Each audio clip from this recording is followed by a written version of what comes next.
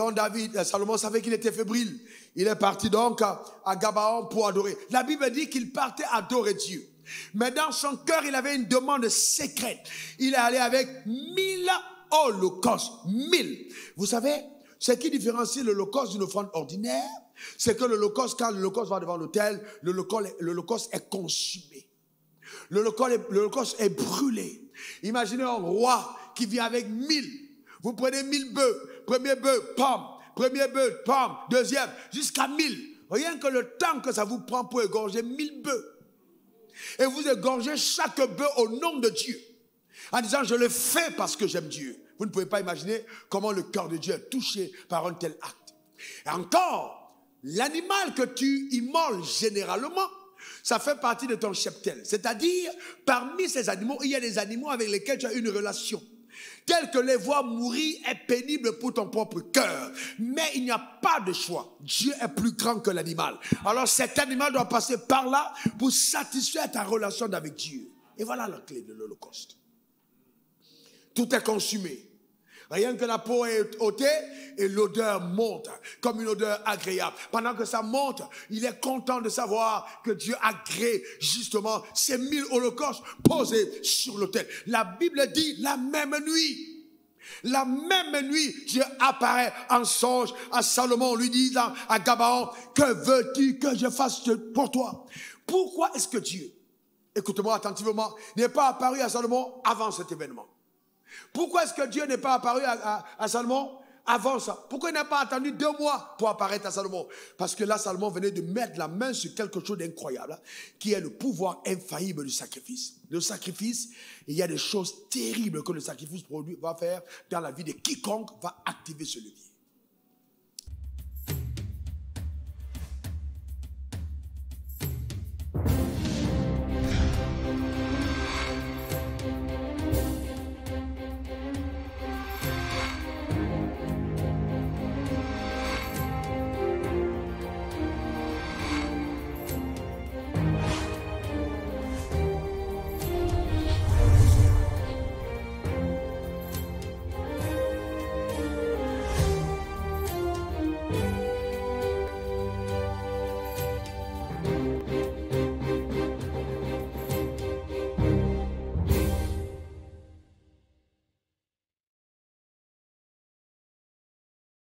Nous prions pour la parole. Père, je veux te rendre grâce pour ton extrême fidélité.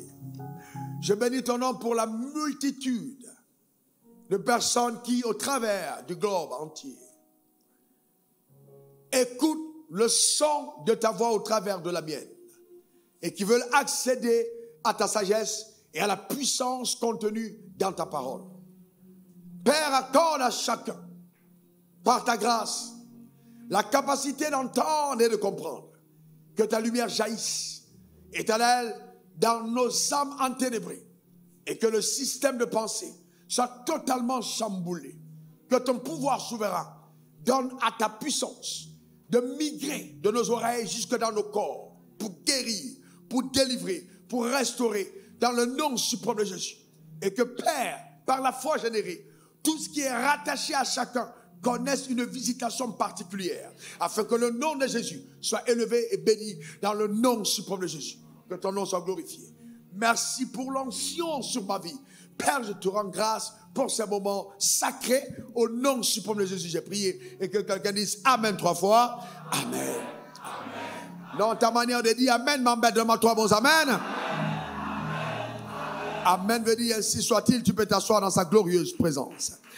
Je fais la lecture de la parole de Dieu. Le thème du message du jour, le pouvoir infaillible du sacrifice. Le pouvoir infaillible du sacrifice. 1 Roi 3, versets 3 à 15.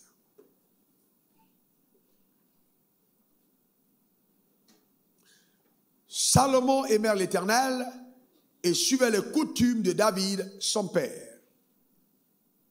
Seulement, c'était sur les hauts lieux qu'il offrait des sacrifices et des parfums.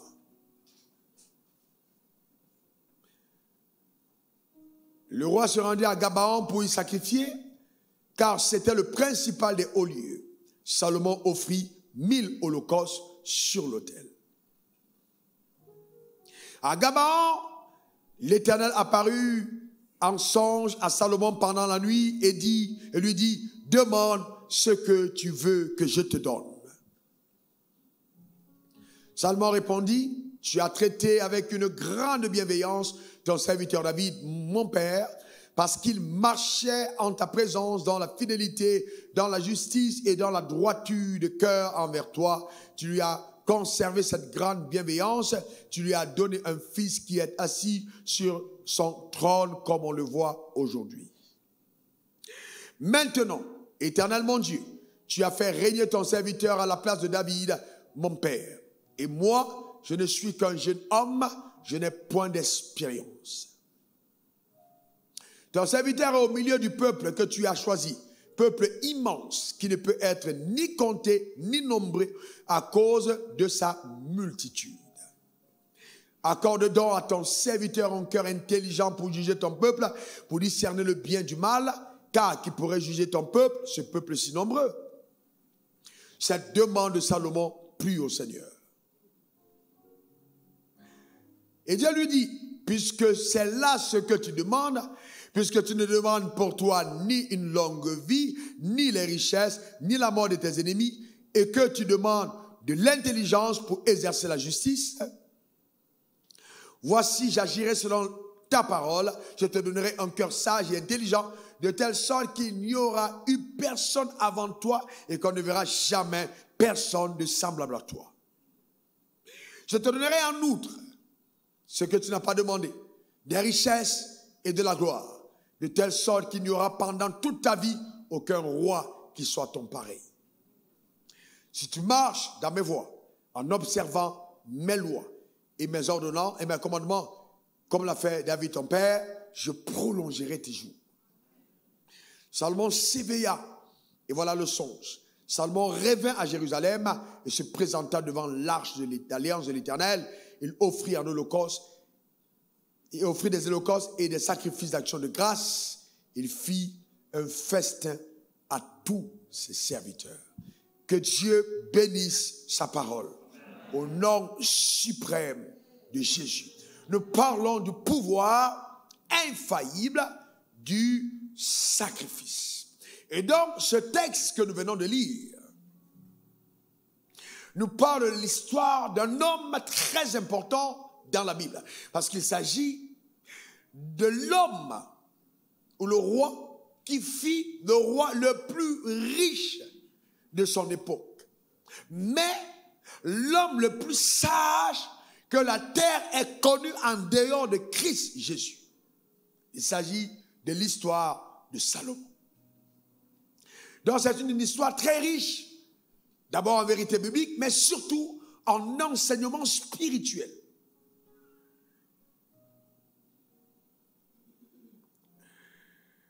Salomon a succédé à David son père.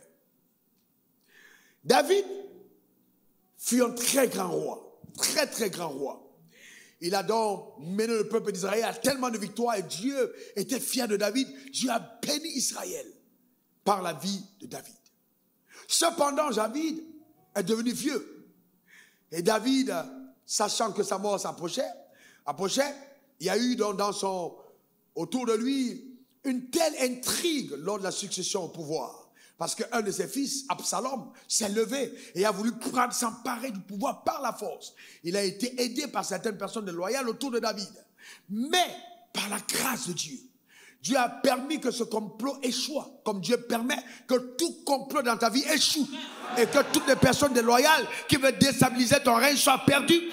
Au nom suprême de Jésus, Dieu s'est tenu pour David. Et il a permis donc que Salomon succéda au trône de David.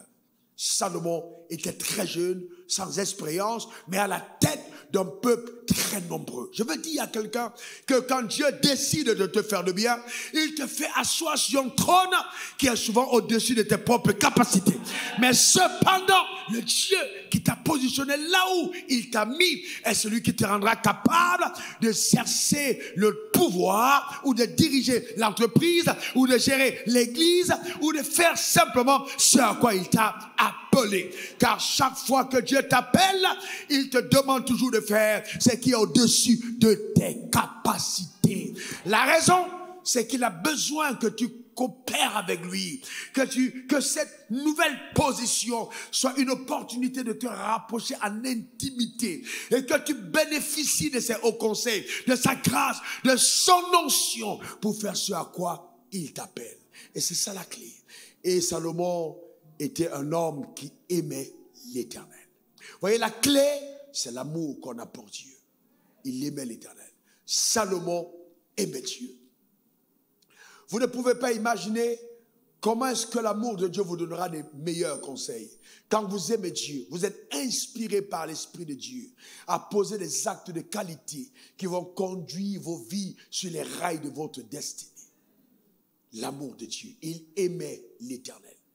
Et il suivait les coutumes de David, son père. Voyez-vous, beaucoup de personnes veulent accéder au trône de leur père, mais n'acceptent pas les coutumes de leur père. Ce qui a donné à ton père de s'asseoir là où il est, ce sont les coutumes qu'il pratiquait, les habitudes qu'il avait. Donc tu ne peux pas vouloir accéder, voyez-vous, là à une position que quelqu'un occupe et ne pas accepter de suivre le chemin par lequel il est passé. Salomon savait que ce qui avait fait David, ce n'était pas les relations d'État, ce n'était pas une famille incroyable, mais c'était d'abord le Dieu qu'il avait appelé et choisi. C'était la grâce de Dieu. La Bible dit le serviteur n'est pas au-dessus de son maître, mais tout serviteur accompli sera comme son maître.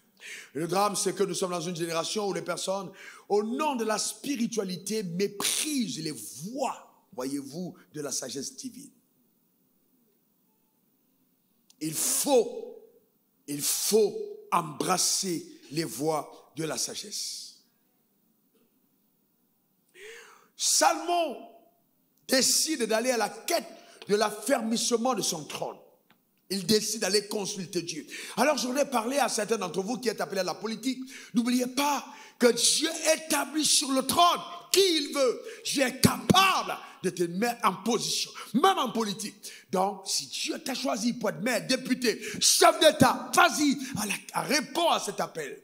Mais n'oublie jamais qu'à un moment tu feras face à un carrefour, les gens te diront, il faut que tu ailles dans une loge, il faut que tu ailles ici, que tu viennes prendre pompier, que tu fasses ci. Non, ce Dieu que nous adorons n'est pas apolitique. Non, il est concerné par la gestion des hommes. Donc tu peux encore aller devant lui, mettre une demande pour accéder à toute habileté et capacité, pour exercer les fonctions qui sont tiennes. Et ceci est valable dans les affaires, ceci est valable dans le ministère. Ce sont les mêmes lois qui régissent justement un leadership de qualité, de rayonnement, de succès. Donne-moi ton meilleur amen. Donc tu es à l'école de la réussite, dis encore amen. Dieu ne t'a pas conçu pour échouer, ta manière de dire amen m'inquiète. Donc Salomon savait qu'il était fébrile. Il est parti donc à Gabaon pour adorer. La Bible dit qu'il partait adorer Dieu. Mais dans son cœur, il avait une demande secrète. Il est allé avec 1000 holocaustes. 1000. Vous savez, ce qui différencie l'holocauste d'une offrande ordinaire, c'est que l'holocauste, quand l'holocauste va devant l'autel, l'holocauste est consumé. L'holocauste est brûlé. Imaginez un roi qui vient avec 1000. Vous prenez 1000 bœufs, premier bœuf, pomme, premier bœuf, pomme, deuxième, jusqu'à 1000. Rien que le temps que ça vous prend pour égorger 1000 bœufs. Et vous égorgez chaque bœuf au nom de Dieu. En disant, je le fais parce que j'aime Dieu. Vous ne pouvez pas imaginer comment le cœur de Dieu est touché par un tel acte. Et encore, l'animal que tu immoles généralement, ça fait partie de ton cheptel. C'est-à-dire, parmi ces animaux, il y a des animaux avec lesquels tu as une relation. Tel que les voir mourir est pénible pour ton propre cœur. Mais il n'y a pas de choix. Dieu est plus grand que l'animal. Alors cet animal doit passer par là pour satisfaire ta relation avec Dieu. Et voilà la clé de l'Holocauste. Tout est consumé. Rien que la peau est ôtée et l'odeur monte comme une odeur agréable. Pendant que ça monte, il est content de savoir que Dieu a créé justement ces 1000 holocaustes posés sur l'autel. La Bible dit la même nuit, Dieu apparaît en songe à Salomon, lui disant à Gabaon, que veux-tu que je fasse pour toi? Pourquoi est-ce que Dieu, écoute-moi attentivement, n'est pas apparu à Salomon avant cet événement? Pourquoi est-ce que Dieu n'est pas apparu à Salomon avant ça? Pourquoi il n'a pas attendu 2 mois pour apparaître à Salomon? Parce que là, Salomon venait de mettre la main sur quelque chose d'incroyable, qui est le pouvoir infaillible du sacrifice. Le sacrifice, il y a des choses terribles que le sacrifice va faire dans la vie de quiconque va activer ce levier. Nous sommes dans une saison où nous croyons que Dieu va déclencher des faveurs, voyez, de grandes faveurs sur nos vies. Mais cependant, ces grandes faveurs sont précédées par certaines instructions prophétiques que Dieu mettra dans le cœur de chacun d'entre nous, afin que rien ne soit un obstacle à l'accomplissement de ces désirs arrêtés. Dieu apparaît à Salomon la nuit. Ça veut dire que le sacrifice a la capacité de créer une visitation. Quand je parle de visitation, c'est que Dieu descend. Dieu quitte son trône et il vient vers toi. C'est pas toi qui montes vers Dieu, mais c'est Dieu qui descend à ta rencontre. Dieu rentre dans la maison de Salomon. La nuit, en songe, il dit, demande ce que tu veux que je te donne. Certains d'entre nous, nous sommes au temple tout le temps. Oh Seigneur, donne-moi. Oh Seigneur, fais ci. Oh Seigneur. Alors qu'il y a d'autres personnes, ils ne sont pas au temple. Ils sont chez eux. Dieu descend la nuit pour dire, mon frère, dis-moi, qu'est-ce que tu veux, mon fils, que je fasse pour toi? C'est fut le cas de Salomon. Dieu lui a demandé, que veux-tu que je fasse? Si Dieu est le même hier, aujourd'hui, éternellement, ça veut dire que nous pouvons encore aujourd'hui provoquer l'apparition de Dieu. Est-ce que quelqu'un comprend de quoi je parle? Tu peux changer la nature de tes songes par la qualité de tes sacrifices. Dieu apparaît et demande à Salomon, que veux-tu que je fasse pour toi? Ça s'appelle une visitation. Quand Dieu décide justement de changer le cours de ta vie et qu'il vienne te consulter afin que tu donnes ton avis personnel. Ça, c'est trop fort. C'est trop fort. Que veux-tu que je fasse pour toi? Eh bien, je m'arrête là pour donner un témoignage. Vous savez, avant qu'on continue, quand on parle de sacrifice, il y a tellement de choses que Dieu m'a enseigné dessus. Un jour, on est à la maison, un de nos fils qui était au premier culte arrive avec une grosse voiture blanche. Il vient, paf, il dépose la voiture. Et on est au parking, il dit, c'est un cadeau pour toi. Je dis, ok, super. Moi, comprenant exactement, parce que quand Dieu te met à cœur un tel acte, il y a sûrement derrière quelque chose d'étrange que le ciel s'apprête à faire. Écoutez-moi attentivement. Les hommes de Dieu ne sont pas des mendiants. Et n'apportez jamais un sacrifice à un homme qui porte la grâce comme si vous apportez pour, juste par pitié pour lui. Non. Non, non, non, non, non. Non, non, vous posez un acte qui est un élément déclencheur d'une visitation divine. Et donc, j'ai dit, mets-toi à genoux là au garage. Il s'est mis à genoux, il était accompagné de certains de ses collaborateurs. Ma femme était là, j'ai prié pour lui en plein garage. La même nuit, il s'est retrouvé dans une cage. La même nuit, dans une cage. Et je suis venu, la cage a été cassée et il est sorti de la cage. C'était clair et net qu'il était en train de passer à un autre palier, à une autre dimension de sa vie. Et dès cet instant, il a quitté la cime des millions et des centaines de millions pour entrer dans les milliards. Ce n'était pas possible sans ce sacrifice. Le sacrifice t'amènera à un autre palier de la jouissance des avoirs divins sur ta vie. Donne-moi ton meilleur amen. Une visitation. Quelqu'un dit encore visitation. Dis encore visitation. Eh bien, écoute-moi bien. J'étais, à l'époque, je touchais 15 000 francs CFA. Pas loin d'ici à la Farandole, j'étais dans un taxi. Et j'ai été visité par Dieu. J'étais dans le taxi et puis Dieu m'a parlé. Je n'ai jamais oublié ce jour. Il m'a dit, mon fils, je veux que tu comprennes ceci. Le sacrifice a la capacité d'ouvrir le ciel. Le sacrifice a la capacité d'amener à manifestation dans ta vie toutes les bénédictions prophétiques rattachées à ton existence. Ça veut dire quoi? Ça veut dire que quand Dieu t'a créé, il y a des bénédictions qui sont rattachées à ta vie qui existent déjà. mais que seul le sacrifice aura la capacité d'amener à manifestation. Parce que Dieu t'a déjà béni. Dis, je suis béni. Encore, je suis béni. Et le drame de certaines personnes qui ne comprennent pas, c'est dire, oui, mais on est dans la grâce. Comment dans la grâce, on va encore payer le sacrifice, alors que Jésus est notre sacrifice. C'est très faux, frères et sœurs. Encore très faux. Écoutez-moi très bien. Celui qui en appelle Salomon est fils d'Abraham. Hein? Il n'est pas fils de Caïn, il est fils d'Abraham. Donc il est sous l'alliance abrahamique par David son père. Mais malgré cela, il est obligé d'aller dans l'obéissance au principe de Dieu pour déclencher l'avènement de ce que Dieu a juré à Abraham d'accomplir dans sa vie. Donc si donc cela exemptait les alliés du sacrifice, il n'aurait plus jamais posé d'acte parce que le père avait déjà donné son fils pour ses descendants. Mais il s'est retrouvé lui-même en train d'apporter encore 1000 holocaustes. C'est un principe fondamental. Il y a des paliers de la vie que vous n'atteindrez jamais.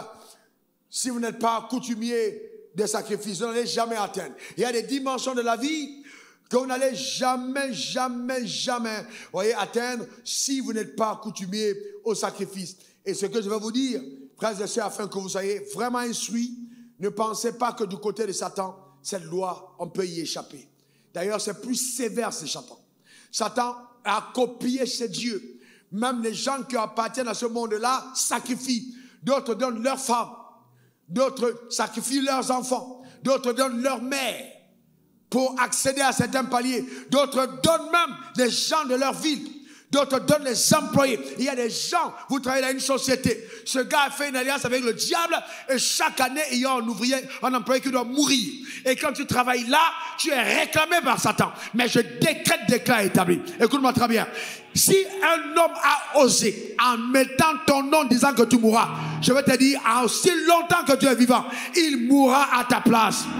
Tu ne seras jamais enterré parce que quelqu'un a sacrifié ton nom quelque part. Cela n'arrivera pas dans le nom suprême de Jésus. Donne-moi ton meilleur amen. Dis encore amen. Gloire à Dieu. Alléluia. Eh bien, nous savons le monde est pervers aujourd'hui. Donc on doit faire très attention. Très attention. Voyez-vous, très attention. La vie spirituelle que nous menons, voyez-vous, est conditionnée par certaines lois. Donc c'est important pour chacun d'entre nous, d'accord, de coopérer avec ces lois. Donne-moi encore ton meilleur amen. Amen.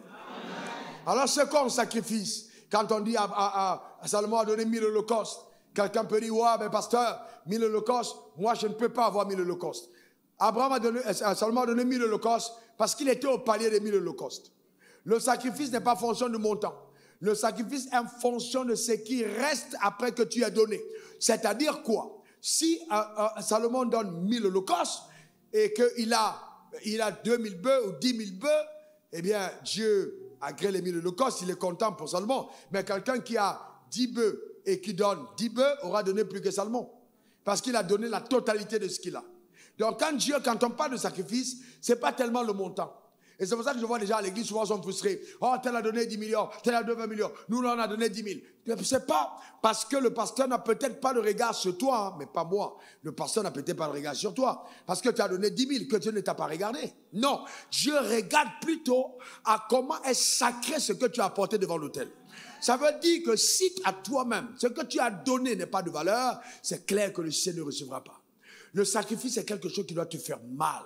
Quelque chose que tu aimes, quelque chose auquel tu es attaché. Mais tu dois t'en séparer pour démontrer que l'amour que tu as pour Dieu prime sur cette chose que tu possèdes. Voilà ce qu'on appelle un sacrifice.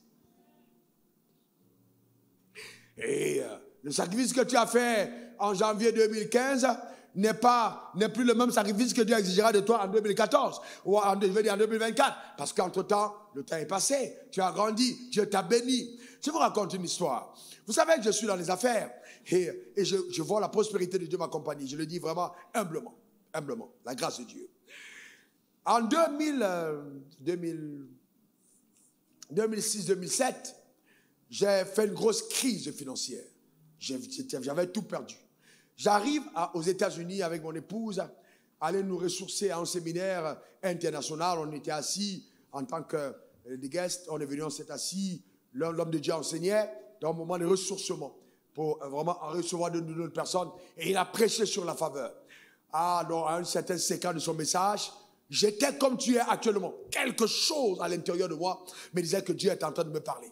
Et donc, à ma place, j'ai pris la résolution. Pas que Dieu m'a dit. J'ai dit non, je vais venir ici.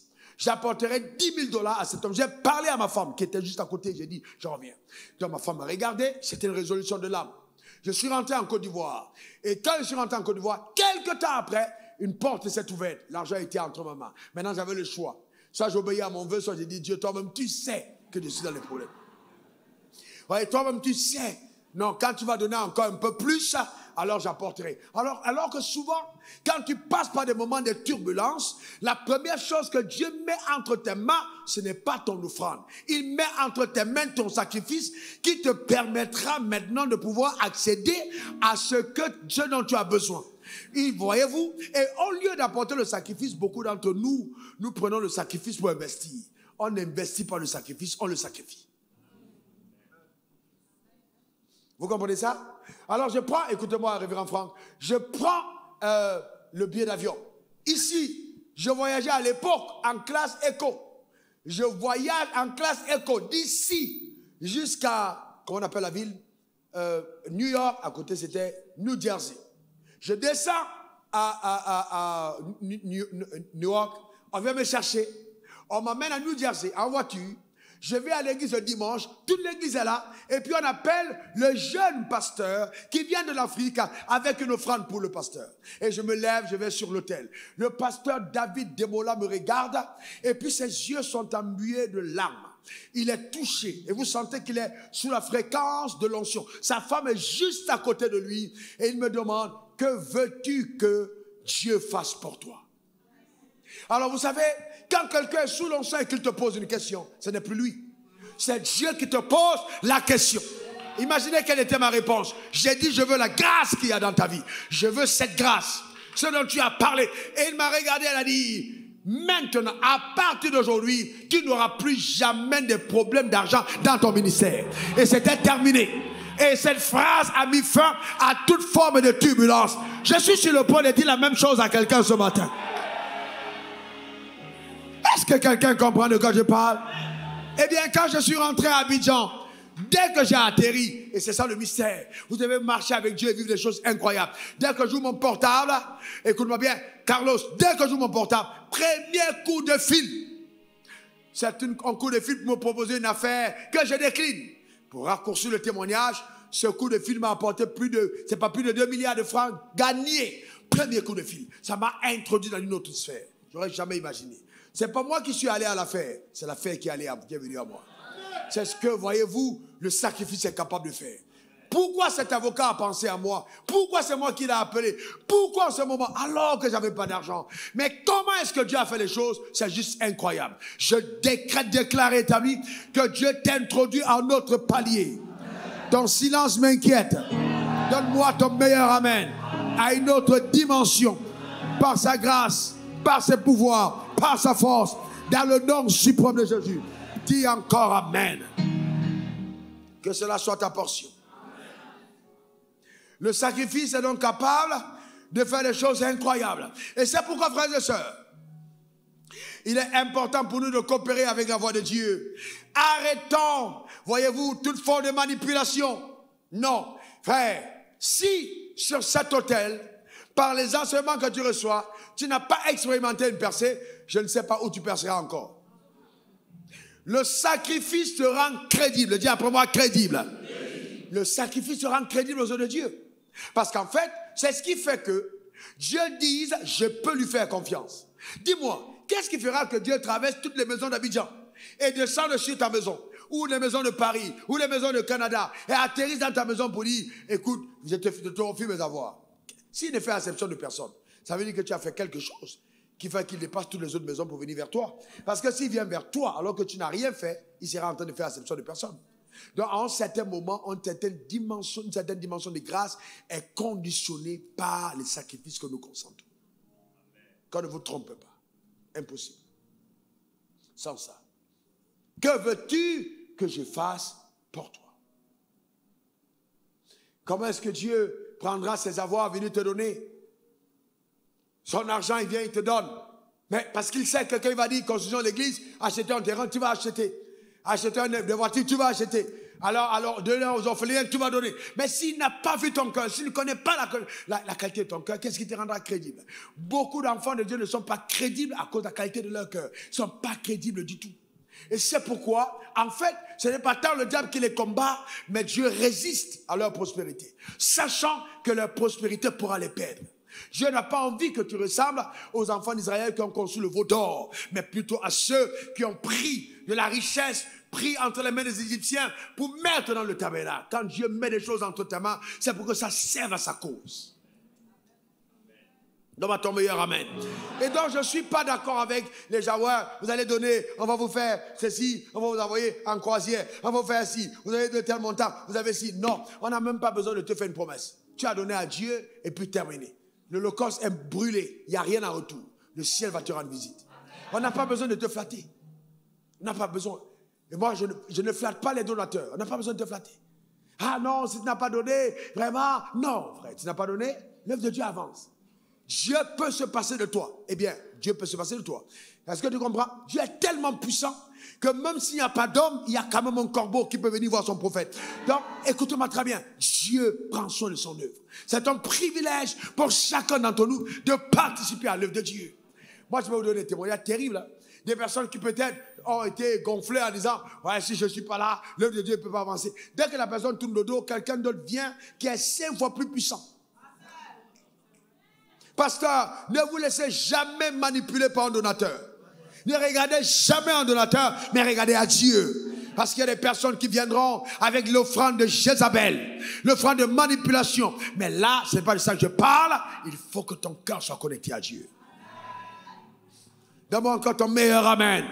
Dis encore amen. Salomon a donné 1000 holocaustes à Dieu. Ton sacrifice révèle ton cœur. Ton sacrifice révèle ton cœur.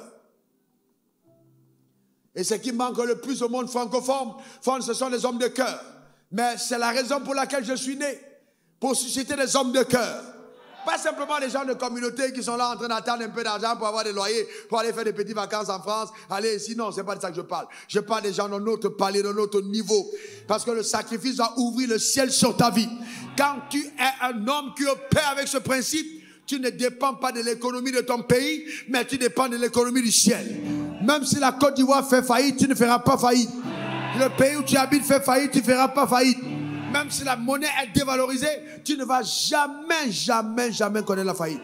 À cause du ciel ouvert sur ta tête. Donne-moi encore ton meilleur amen. Frères et sœurs, laissez-moi vous dire ceci. Écoutez-moi attentivement. Le Saint-Esprit vient de me le rappeler. Est-ce que tu sais que le ciel est plus riche que la terre?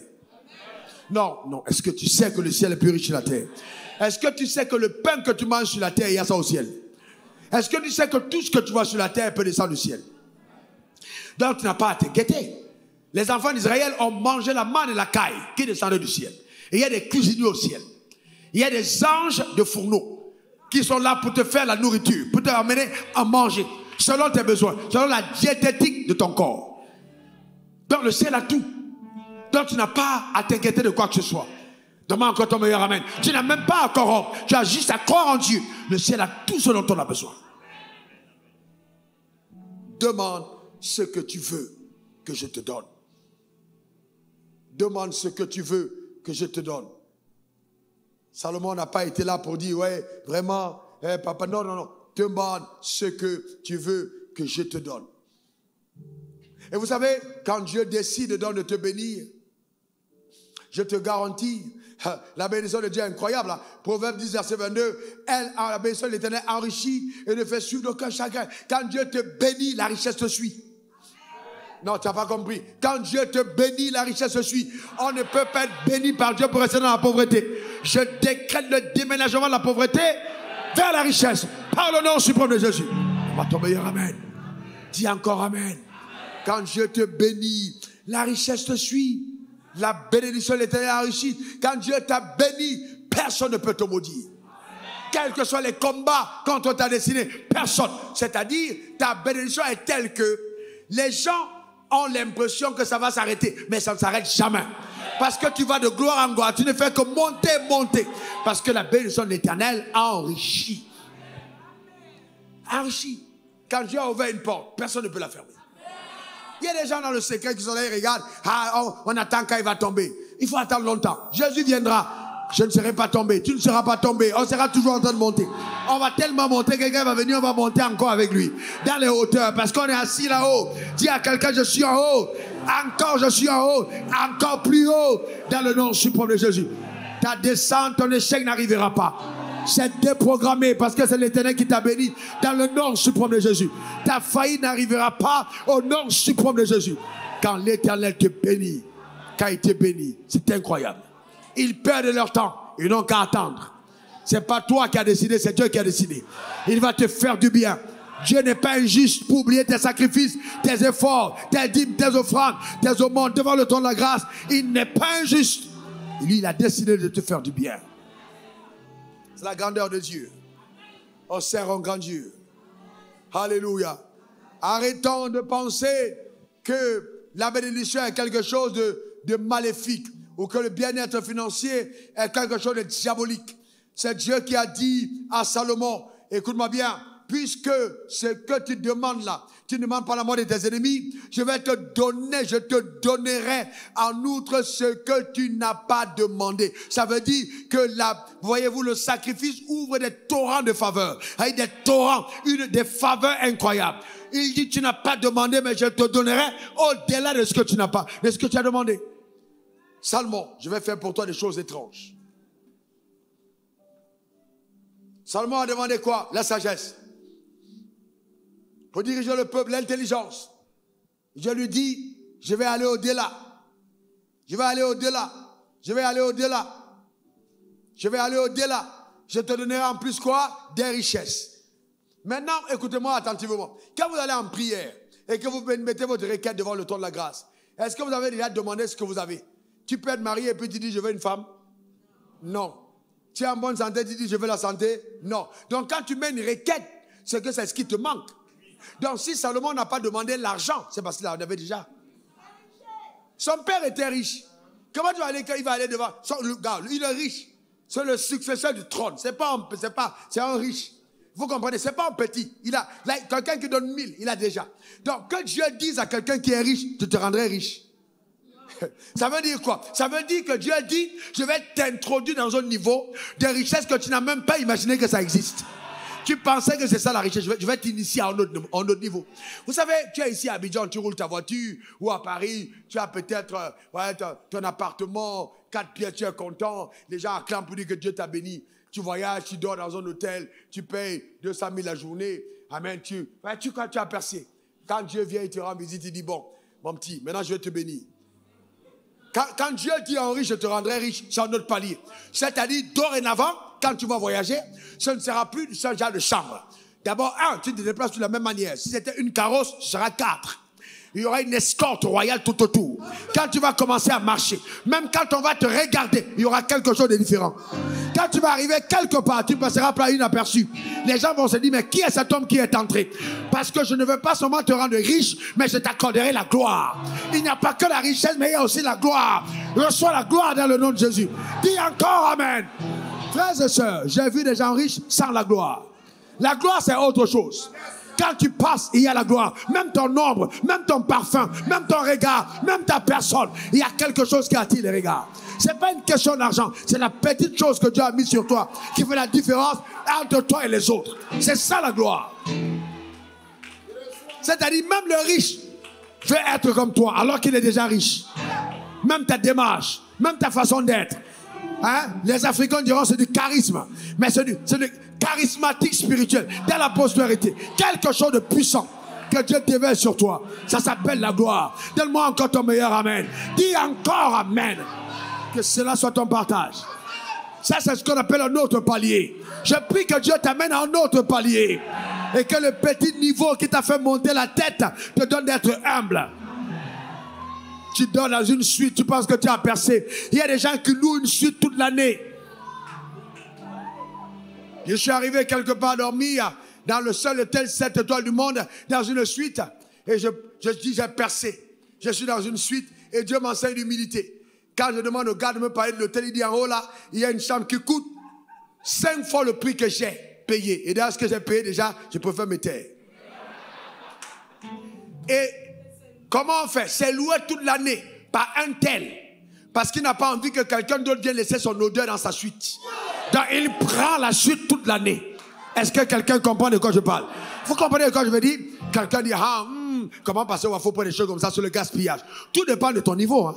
Tout dépend de ton niveau. Je dis bien, tout dépend de ton niveau. Tout dépend de ton niveau. Parce que s'ils bloquent tout ça, ce sont des gars qui font un chèque et qui font monter toute une mosquée. Seule une mosquée, donation de mosquée à un pays, donation de mosquée à une ville, alors que chez nous on cotise. Jusqu'à ce qu'on cotise, on a tellement cotisé qu'on construit à crédit. Et on dit Dieu nous a bénis. On construit à crédit alors que les gens du monde, juste une personne signe un chèque et il monte une mosquée. On doit avoir honte. C'est pas ce genre d'évangile que Jésus veut qu'on prêche. C'est pas ce genre d'évangile. Ce n'est pas ce genre d'évangile. Est-ce que quelqu'un comprend de quoi je parle? Et Dieu nous a bénis. Non, il faut qu'on se taise et qu'on a la richesse à l'école de la gloire. La vraie richesse. C'est pas ce niveau-là. Frère, soyez humble. J'ai dit à une personne se tient, une seule, signe un chèque, une mosquée. La mosquée qu'on a ici, une personne a signé. Le roi du Maroc, il a donné. On va faire appel, oui, appel, oh oui, Dieu appelle, oh envoyez Guadeloupe, envoyez France, envoyez ici, oh on va construire l'hôtel, envoyez, on va construire l'église, envoyez. Mais une personne sinon, on n'a pas honte? On n'a pas honte? On n'a pas honte? Ah non, j'ai le cœur de Dieu, j'ai le cœur de Dieu, voilà le cœur de Dieu. Il faut que ça change. Il faut qu'on entre à une autre dimension, de révolution, d'impact, de visitation. Une personne, une seule personne. Écoutez-moi bien, je ne fais pas d'appel après ce message. Ce n'est pas pour l'appel. Ce n'est pas pour l'appel. Non, on n'a pas de problème d'argent. Je te parle pour ton cœur. Il n'y a pas d'appel. On n'a pas besoin d'argent. Il faut qu'on arrive à un autre niveau et qu'on apprenne à être humble. Vous comprenez ça? Il dit à Salomon, je te donnerai ce que tu n'as pas demandé. Au point où les autres rois, la reine de Séba, se déplacent pour venir voir. Et elle dit, ce que j'ai entendu est la moitié de ce que mes yeux voient. C'est-à-dire, c'est tellement grand qu'il n'y a pas de mots pour raconter. Même les narrateurs ne peuvent pas décrire exactement tellement la gloire. Parce que la gloire ne s'explique pas par les mots. Il faut que tes yeux voient. Et là, toi-même, tu arrives à te donner une image de ce que les mots n'ont pas pu transcrire. C'est ce qui est en train de t'arriver. C'est ce que cet hôtel est en train d'apporter à ta vie. Donne-moi ton meilleur amen. Dis encore amen. Frère, quand tu as vu des choses arriver quelque part, si tu n'as pas cette chose, il faut seulement dire, je veux la chose. N'essaie pas d'expliquer, n'essaie pas de dire, oui, non. Il y a meilleur moyen de faire. Il y a meilleur moyen de faire. Il est temps que ça change. Donne-moi ton meilleur amen. Est-ce que tu crois à ce chamboulement? Est-ce que tu crois à ce changement? Dieu est capable de le faire. Et il dit, je retire le pauvre de la poussière et l'indigent du fumier pour le faire asseoir avec les rois à leur table. C'est le Dieu qu'on sert à roi à leur table. C'est ce que Dieu est capable de faire. Frères et sœurs, Dieu est capable de le faire. Vous savez, il y a tellement de choses que Dieu peut faire. Si vous menez votre vie sur la base de ce principe, je vous dis la vérité, les choses qui vont vous arriver seront très étranges. Hier soir, j'étais couché sur mon lit et je me tournais sur le lit et j'ai dit, Seigneur, je préfère ton onction à l'argent. Sérieusement, j'ai dit, je préfère ton onction, je préfère ta présence à l'argent. Parce qu'en fait, quand c'est Dieu qui t'a enrichi, en fait, ce qui t'épanouit, ce n'est pas l'argent que tu possèdes, c'est la raison pour laquelle l'argent que tu possèdes est accompli. Donc, s'il n'y a plus cette onction, même l'argent n'est plus dans sa gloire. Vous savez, la richesse, ne reste que tu n'as pas demandé, la richesse et la gloire. La gloire. Il faut aimer la gloire. La gloire de Dieu. Il faut aimer la gloire. La richesse et la gloire. Je te donnerai ce que tu n'as pas demandé. La richesse, encore que Dieu t'introduise dans cette dimension de richesse et de gloire. Et sache très bien, frère, que Dieu, quand il a décidé de t'élever, il te protégera. Tu seras l'objet d'attaque, l'objet de coups bas, mais ne rentre pas, ne réponds pas, reste calme, l'Éternel combattra pour toi. Ne réponds pas du tout. Reste calme. Les attaques viendront. Mais reste calme. Et vous savez, on est tellement maudits dans notre monde francophone que la mentalité que nous avions eue à l'église, c'est que nous sommes mal à l'aise quand notre pasteur est béni. Et nous voulons un pasteur qui vienne se mettre devant notre porte pour dire, ma facture, il faut qu'on paye ça lundi, et puis vous faites la cotisation pour payer, frères et sœurs.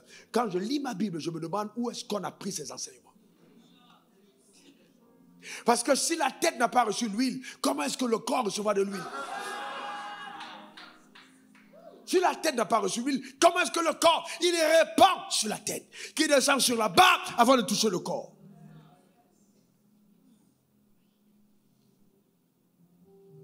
Que Dieu te visite. Que Dieu te bénisse.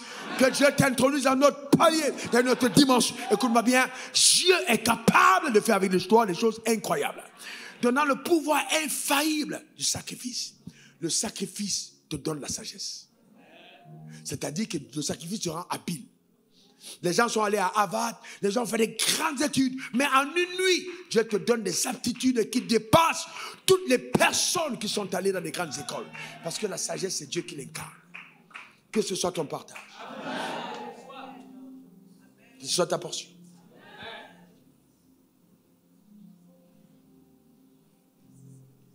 Il faudrait qu'on ait la considération pour le Dieu que nous adorons. On voit des gens, ils font... On a là, on fait des réunions, on dit, bon, provisionnaire, venez. Il y a des gens qui s'esquivent parce qu'ils ont peur des sacrifices. Frère, je vous dis la vérité, devant le Dieu que je sais, à la nuit où nous sommes arrivés là, si ce n'était pas Dieu qui exige, on n'a même pas besoin de prendre devant quelqu'un. Je vis pour cette œuvre. Et le Dieu que je sais, je connais de quoi il est capable. Mais ma prière de tout mon cœur, c'est que Dieu visite chacun. Que Dieu bénisse chacun. Que nous comprenions la raison pour laquelle nous sommes sur terre. Et que par tes sacrifices, Dieu sanctifie ton cœur. Et te donne de demeurer dans l'humilité. Et que ta vie sur la terre soit une référence. Et que ton sacrifice se rende immortel. Et que ton passage sur terre soit gravé dans la mémoire des vivants, présents et ceux qui sont à venir, comme une référence de quelqu'un qui a connu Dieu. Et qu'on ne dise plus simplement le Dieu d'Abraham, d'Isaac et de Jacob, et que dans ton village, quand on parle de toi, dans la sphère où ton langage est parlé, même après ton départ de la terre, qu'on dit cet homme, nous avons vu Dieu par lui. Demeure béni, demeure comblé, que la grâce et la paix du Seigneur soient ton partage, au nom suprême de Jésus. Élève tes mains vers le trône de la grâce et rends grâce à ton Créateur, rends grâce à ton Père, rends grâce à Dieu, rends grâce à ton Maître, rends grâce à Dieu, qui fait de toi en intendant de ses avoirs, qui te rend digne. Enfin, rends grâce à Dieu, qui fait de toi en intendant de ses avoirs, en intendant de ses biens, en intendant de ses possessions. Élève ta voix vers le trône de la grâce. Élève ta voix, rends grâce à Dieu, qui fait de toi en intendant. Élève ta voix. Dieu Seigneur, sanctifie mon cœur, agis par ma vie, au nom suprême de Jésus. Alléluia. Gloire à l'agneau. Oh, Jésus.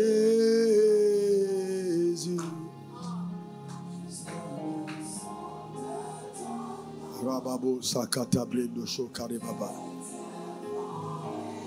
Oh, oh no.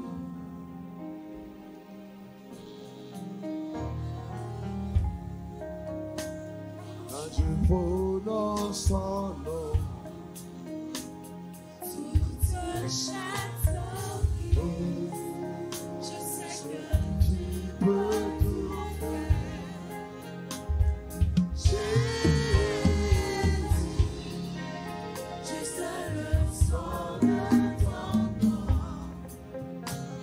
Fais tes bons et bons. Quand je prononce ton nom.